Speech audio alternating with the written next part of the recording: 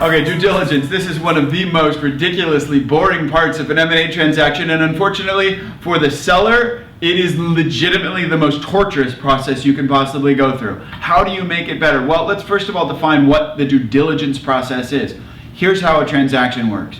Hey, Johnny, I want to buy your business for $10 million. Johnny goes, really? Oh, that sounds great. Okay, cool. Let's sign a letter of intent. I'm going to buy the business for $10 million. You're going to sell it to me for $10 million. I get 60 days to do the due diligence on your business. I want to look at, I want to research all the stuff that you told me about your business.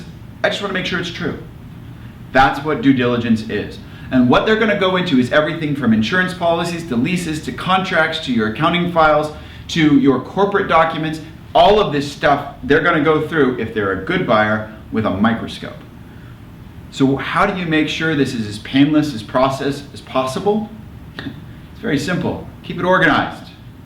How do you do that?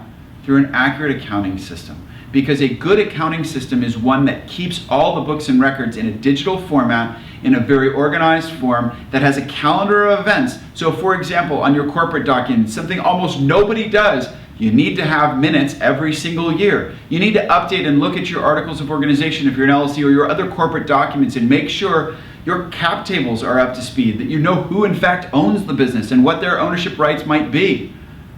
You'd hate to get into a business where you think you're going to sell for $10 million only to find out, oh yeah, you need your brother's permission because you never took him off the thing from 10 years ago and now all of a sudden, oh.